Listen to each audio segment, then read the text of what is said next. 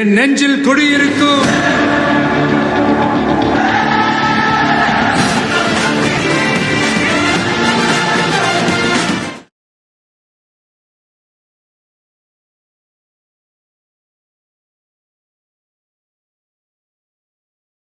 ஏன்னா நம்ம பேஸ் நேற்று நம்ம தளபதி படம் ரிலீஸ் ஆகிருக்கணும், இன்றைக்கி இவன் படம் ரிலீஸ் ஆகிருக்கும்.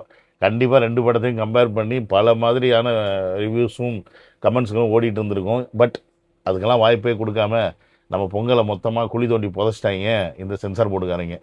சரி, இவன் படம் இன்றைக்கி ரிலீஸ் ஆகிருக்கேன் எப்படி இருக்குன்னு பார்த்தா அது கொஞ்சம் ஆகா ஓகோன்லாம் சில பேர் வந்து கமெண்ட் கொடுத்துருக்காங்க. அது என்னென்னு பார்ப்போம்.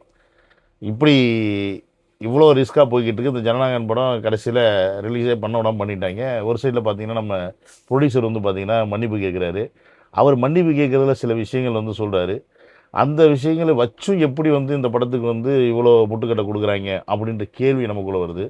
இதெல்லாம் ஒரு சைடு போயிட்டு இருந்தாலும் நான் ஒரு சம்பவம் பண்ணுறேன் பாடுறேன் அப்படின்னு சொல்லிட்டு தளபதி ஒரு சம்பவம் பண்ணுறாரு பாருங்க. அது வேறு லெவல், அது வேறு லெவல்.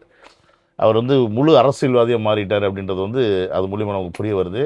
ஸோ இது எல்லாத்தையும் தான் நம்ம இந்த வீடியோவில் பார்க்க போகிறோம். என்னோட சேனலுக்கு யாராவது ஃபஸ்ட் டைம் வரீங்க அப்படின்னா சப்ஸ்கிரைப் பண்ணிவிட்டு பெல் பட்டன் வச்சுங்க, ஷேர் பண்ணுங்கள், மறக்காமல் உங்கள் கமெண்ட்ஸை போட்டு போயிருங்க.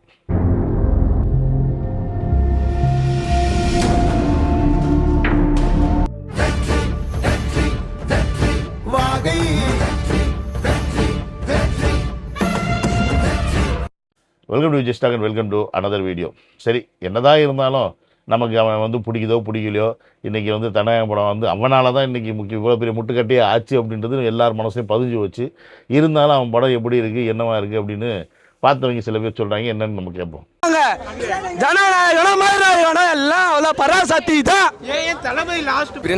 ரீசெண்டாக வந்த பெரிய ஸ்டார்ஸ் படம் எல்லாம் குப்பை மாதிரி இருந்தது. எனக்கு ஸ்டார்டிங்லேருந்து இந்த வரைக்கும் ஒரு இது தப்பாக இருக்குது, இந்த சீன் சரியில்லை, லேக்காக இருக்குது, இந்த எமோஷன் செட் ஆகலை, எதுவுமே இல்லை.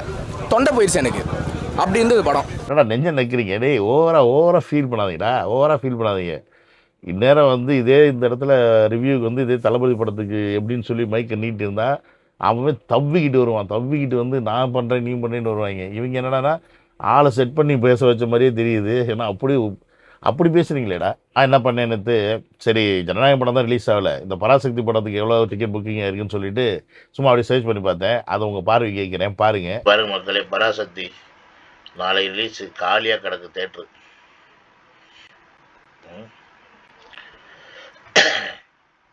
பார்ப்போமா?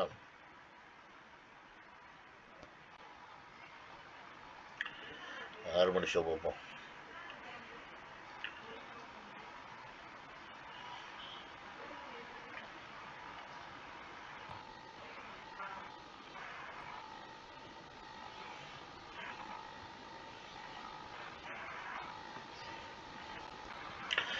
இவ்வளோதான் டிக்கெட் புக் ஆயிருக்கு பராசக்தி பார்க்கறதுக்கு. நாளைக்கு சனிக்கிழமை தெரியும். இன்னும் ஸ்க்ரீனில் பார்ப்போம்.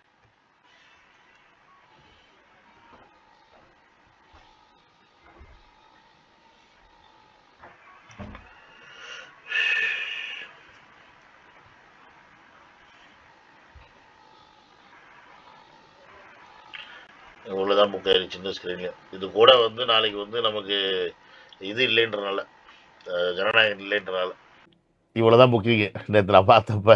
ஏன்னா அது கூட வந்து இப்போ ஜனநாயகம் ரிலீஸ் ஆகலைன்ற வேறு வழி இல்லாமல் போவாங்க. இன்றைக்கி சனி ஞாயிறு மக்களுக்கு ஒரு என்டர்டெயின்மெண்ட் வேணும். ஏன்னா பொங்கல் வேறு வருது. ஸோ நிறைய இடத்துல பொங்கல் செலிப்ரேஷன்லாம் பண்ணுவாங்க யூஏயில். ஸோ அதனால் வந்து அதுக்கும் போவாங்க. ப்ளஸ்ஸு இந்த மாதிரி படங்கள் பார்க்குறதுக்கு வேறு வழி இல்லைன்னு சொல்லிட்டு பராசக்தி போவாங்க. பட் பராசக்தி வந்து எல்லோரும் போய் பார்ப்பாங்களா அப்படின்னு கேட்டால் சில பேருக்கு அதுலேயும் டவுட்டு. ஏன்னு கேட்டிங்கன்னா அது வந்து ஒரு தமிழ் மொழி சார்ந்த படமாக இருக்குதா, அதனால் வந்து தமிழ் விரும்புகிறவங்க தமிழ் ஆர்வலர்களை போய் பார்ப்பாங்க. மற்றபடி படம் என்னடா மொழி ஏதாவது பண்ணிக்கிட்டு இருப்பாங்க அப்படின்ற அந்த மைண்ட் செட்டில் தான் போக மாட்டாங்க. பட் எனக்கு தெரிஞ்சு இந்த படம் நல்லா இருக்குமான்னு கேட்டால் ஓரளவுக்கு இருக்கும். ஏன்னு கேட்டிங்கன்னா என்னதான் இருந்தாலும் அது தமிழை பற்றி பேசக்கூடிய ஒரு படம். உணர்ச்சி பூர்வமாக ஏதாவது வார்த்தைகள் வசனங்கள்லாம் வரும்போது நமக்கு வந்து ஒரு கூஸ் பம்ப்ஸ்லாம் வரும். அது மாதிரிலாம் விஷயங்கள்லாம் இருக்கும். நம்ம அந்த படத்துக்கு எதிரானவர்களோ இல்லை சிவகார்த்திகனுக்கு எதிரானவர்களோ கிடையாது. நீ ஜனநாயகனுக்கு எதிராக ஏதோ சதி செஞ்சிட்டீங்க, அதுக்கு தான் நம்ம எதிராக இருக்கிறோமே ஒழிய மற்றபடி நீ அடிச்சு போய் என்னமோ பண்ணி யார் கேட்டா? அப்படி தான். சரி, பண்ணுறதெல்லாம் பண்ணிட்டாங்க. அவங்க படத்தை ரிலீஸும் பண்ணிட்டாங்க, நம்ம படத்தை பண்ண விடாமல் பண்ணிட்டாங்க. பார்த்துக்கணும்டா. 2026 உங்களை பார்த்துக்கணும்டா. Was submitted to CBFC on 18 December 2025, which was viewed by the examining committee. And on 22nd December 2025, we received an email stating that the film would be granted UA 16 plus certificate subject to few changes. We incorporated the suggested changes and resubmitted the film, believing we were finally ready to share our work with you and release the film. However, the formal certificate was still awaited and follow-ups were being made for the same. Then just few days before our planned release, on 5th January 2026 evening, we were informed that film had been referred to revising committee based on one complaint. சரி, இப்போ இவர் KVN அந்த director இருக்கார், producer இருக்கார்ல, அவர் இப்போ நீங்கள் பேசுனது கேட்டிருப்பீங்க. கிட்டத்தட்ட அவங்க வந்து டிசம்பர் 18ஆம் தேதி படத்தை வந்து தணிக்கைக்கு அனுப்புகிறாங்க, அது மீன்ஸ் சென்சார் போர்டுக்கு அனுப்புகிறாங்க. அவங்க என்ன பண்ணுறாங்கன்னா அதெல்லாம் பார்த்துட்டு திருப்பி 22ஆம் தேதி மெயில் அனுப்புகிறாங்க. என்னது மெயிலில் வந்து நாங்கள் யூஎஸ் சர்டிஃபிகேட் தரோம் அப்படின்னு சொல்லி அனுப்பி நீங்கள் இந்த சீன்ஸ்லாம் கட் பண்ணுங்கன்னு சொல்லி மெயில் போடுறாங்க. அப்போ இதே மாதிரி இவங்க அதெல்லாம் சீன்லாம் கட் பண்ணி அவங்களுக்கு அதுக்கு தேவையான அந்த இதை சப்மிட்டும் பண்ணிடுறாங்க. இப்போ ஒரு இடத்துல ஒரு மெயில் கன்ஃபர்மேஷன் வந்துருச்சுனாவே அந்த படம் வந்து ஆல்மோஸ்ட் அப்ரூவல் தானே அர்த்தம். இப்படி தானே எல்லா இடத்துலையும் எடுத்துப்போம். ஒரு மெயில் வந்துருச்சு, ஒரு மெயில் போடுறோம், எதுக்கு? ஒரு ரெக்கார்டு, இந்த படத்துக்கு நான் இது தரேன் அப்படின்னு. அப்போ நீ அதை சொல்லும்போது அந்த இடத்துல ஆல்ரெடி கன்ஃபார்ம் ஆயிடுச்சுன்னு அர்த்தம். ஆனால் அதுக்கப்புறம் என்ன பண்ணியிருக்காங்க, இவங்க ஃபாலோ பண்ணி கேட்கும்போது டிசம்பர் 5ஆம் தேதி இவங்களுக்கு ஒரு தகவல் சொல்கிறாங்க, இந்த படத்து மேலே ஒரு கம்ப்ளைண்ட் வந்திருக்கு, நாங்கள் அதனால் திருப்பி இந்த படத்தை வந்து அனுப்புகிறோம், மறு ஆய்வுக்கு அனுப்புகிறோம் அப்படின்னு சொல்கிறாங்க. அப்படின்னா இது எப்படி ஏற்றுக்க முடியும்? ஸோ இதைத்தான் வந்து ஃபஸ்ட்டு ஜட்ஜி வந்து இந்த ஆஷான்னு ஒருத்தவங்க வந்து பண்ணாங்க பார்த்தீங்களா. முதல் கேஸ் போட்டவுடனே சென்சார் போர்டை எதிர்த்து பயங்கரமாக கேள்வியெல்லாம் கேட்டு நீங்கள் எப்படி இது செய்ய போச்சு, ஒரு 5 பேர் வந்து நீங்கள் படத்தை பார்க்குறீங்க, அதில் ஒருத்தருக்கு வந்து அதில் வந்து பிரச்சனை இருக்குது அப்படின்னா இது 4 பேருக்கு நல்லா தானே இருக்குது. இப்போ மெஜாரிட்டி ஆஃப் த பர்சன் வந்து நல்லா இருக்கும்போது அந்த ஒருத்தருடைய கம்ப்ளைண்ட்டுக்காக எப்படி நீங்கள் மறுபரிசீலனை செய்வீங்க? இது உங்கள் அதிகாரத்துக்கு மீறிய செயலாக இருக்குது அப்படின்னு சொல்லி தான் அந்த படத்தை ரிலீஸ் பண்ணுறதுக்கு உடனே சர்டிஃபிகேட் கொடுங்கன்னு சொல்லி அப்ரூவல் கொடுக்குறாங்க, மீன்ஸ் ஜட்ஜ்மெண்ட் கொடுக்குறாங்க. கொடுத்த அடுத்த மாத்திரமே இவங்க என்ன பண்ணுறாங்க, நாங்கள் மேல்முறையீடு போகிறோம் அப்படின்னு சொல்கிறாங்க. மேல்முறையீடு போன கேஸை 2 ஜட்ஜஸ் பெஞ்ச் வந்து அக்செப்ட் பண்ணுறாங்க. பட் அந்த இடத்துல அவங்க என்ன சொல்கிறாங்க, உங்கள் அவசரத்துக்கு, அதாவது எப்படின்னா கேவிஎன் வந்து சொல்கிறாங்க, எங்களுக்கு இதில் பணம் பெரிய லெவலில் இன்வால்வ் ஆகிருக்கு, 500 கோடி இன்வெஸ்ட்மெண்ட் பண்ணியிருக்கு, நிறைய பேருக்கு நாங்கள் வந்து பதில் சொல்ல வேண்டியிருக்கு, ஸோ அதனால் இந்த படத்தை வந்து டிலே பண்ணக்கூடாது அப்படின்னும் போது உங்களுடைய அவசரத்துக்கு கோர்ட்டை வந்து தீர்ப்பு சொல்லாதீங்க, என்னது உங்களுடைய அவசரத்துக்கு கோர்ட்டை தீர்ப்பு சொல்லாதீங்க அப்படின்ற மாதிரி சொல்லி தான் இந்த தீர்ப்பை வந்து 21ஆம் தேதி ஒத்தி வச்சுருக்காங்க. புரியுதுங்களா? அடுத்தது அப்போ 21ஆம் தேதி தீர்ப்பு வருமா வராதா அப்படின்னு தெரியாது. வந்ததுக்கப்புறமா ஒருவேளை வந்து இது வந்து யூஏ சர்டிஃபிகேட் கொடுங்கன்னு சொல்லி, இல்லை சர்டிஃபிகேட் கொடுங்கன்னு சொல்லி சாதகமாக வந்தால் அதுக்கப்புறமா படம் ரிலீஸ் ஆகிறதுக்கான வாய்ப்புகள் இருக்குது. ஒருவேளை சென்சார் போர்டுக்கு சாதகமாக இல்லை, அவங்க மறுபரிசீலனை செய்யணும்னு சொல்கிறாங்க, ஸோ அதனால் அவங்களுக்கு நாங்கள் தான் வாய்ப்பு கொடுக்குறோன்னு சொன்னால் அதுலேருந்து ஒரு 20 நாள் அவன் எடுப்பான். ஏன்னா அவனுக்கு 20 நாள் டைம் இருக்குது. அந்த 20 நாள் எடுத்து அதுக்கப்புறமா அவன் என்ன தணிக்கை கொடுக்குறான் அப்படின்றது அடுத்து. ஸோ எப்படி பார்த்தாலும் இந்தான்னு பார்த்தீங்கன்னா இந்த மாதம் முடிஞ்சு போச்சு. அதுக்கப்புறமா அவன் 20 நாள் கொடுத்தானா பிப்ரவரி ஸ்டார்டிங் ஆயிரும், அதுக்கடுத்து எலெக்ஷன் டைம் ஆயிரும். ஸோ இப்படி இவங்களுடைய ஒட்டுமொத்த நோக்கமே இந்த படத்தை வந்து வெளியே வரவிடக்கூடாது. ஏன்னா இந்த படத்தை பார்த்து அவ்வளோ பயந்து போயிருக்கு பிஜேபியும் சரி, டிஎம்கேவும் சரி. ஸோ இந்த பயத்தின் காரணமாக தான் இந்த படத்தை ஒட்டுமொத்தமாக செய்யாமல் இருக்காங்க. எனக்கு என்ன இங்கே கேள்வி வருது அப்படின்னு கேட்டிங்கன்னா, ஒரு படமாக நீங்கள் பார்க்காதீங்க, விஜய் படமாக பார்க்காதீங்க. பட் இது வந்து ஒரு முதலீடு. ஒரு முதலாளி 500 கோடி ரூபாய் இன்வெஸ்ட் பண்ணுறாரு. அந்த தொழிலை நம்பி பல ஆயிரம் பேர் வந்து அந்த தொழிலை நம்பி இருக்கிறாங்க. அந்த படம் ரிலீஸ் ஆனால் அதை நம்பி பல பேர் வாழ்வாதாரம் இருக்குது. ஸோ இவ்வளவும் இருக்கும்போது கிட்டத்தட்ட ஒரு 1000 கோடி ரூபா முதலீடு, அதாவது இந்த படம் ரிலீஸ் போட்டது முதலீடு, படம் வெளியாகும் போது 1000 கோடி 1200 கோடி இப்படி வருதுன்னே வச்சுக்கோங்களேன். அப்போ அதுக்கான வர்த்தகம் என்னாச்சு?